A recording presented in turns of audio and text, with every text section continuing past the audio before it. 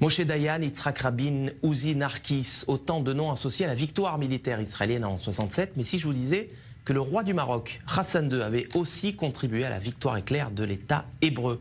Info, Intox, Johanna Binder, bonsoir. Bonsoir. Alors, est-ce que Israël a effectivement gagné cette guerre de 67 grâce à l'aide du Maroc? Eh bien, sans le Maroc, Israël n'aurait peut-être pas gagné la guerre des 6 jours. Alors, tout commence en 1965, on est 2 ans avant que débute la guerre des 6 jours.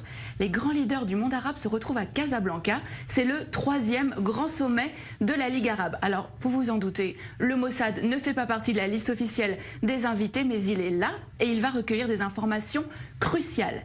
Il y a un protagoniste, c'est Nasser, le président égyptien, le leader de la coalition arabe. Alors dans quel état d'esprit est-il à la veille de cette conférence? Il déclare à Assouan en février: l'année 1965 est la plus dangereuse des années de la lutte arabe. Israël prétend que les Arabes s'apprêtent à perpétrer une agression. Cela signifie qu'Israël a l'intention de nous attaquer. Nous devons donc être prêts à riposter.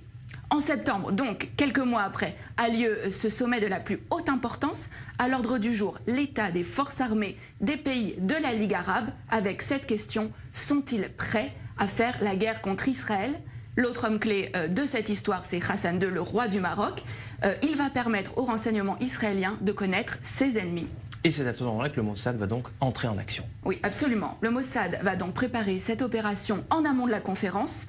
Plusieurs jours avant, une équipe du Shin Bet et du Mossad, il s'appelle à Tsiporim, donc les oiseaux, vont occuper le dernier étage du très luxueux hôtel à Casablanca où sont attendus les dirigeants arabes et où va aussi avoir lieu la conférence.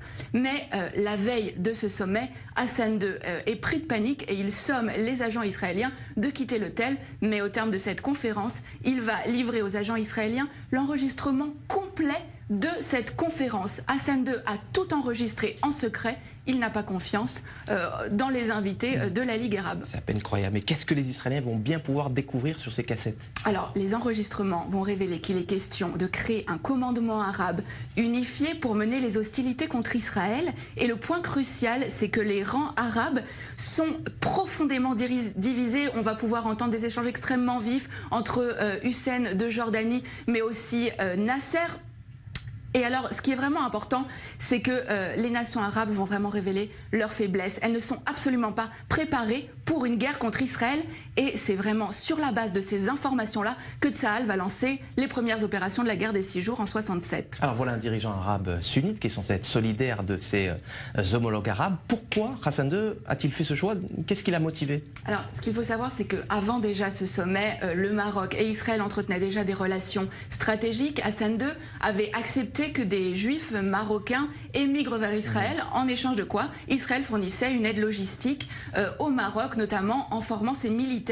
Et suite à cette opération, qui a vraiment été considérée comme le fleuron des renseignements israéliens, Israël est en dette vis-à-vis du Maroc. Seulement un mois plus tard, en octobre, cette dette a un nom, c'est Mehdi Ben Barka, le plus farouche opposant d'Hassan II.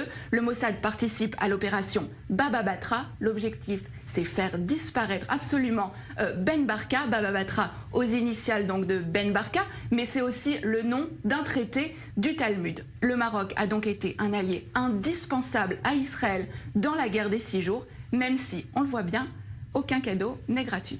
La petite histoire de la grande histoire. Merci Johanna Binder pour ces détails croustillants, dignes des plus grands films d'espionnage. Merci d'être passé nous voir sur le plateau du Mag Orient.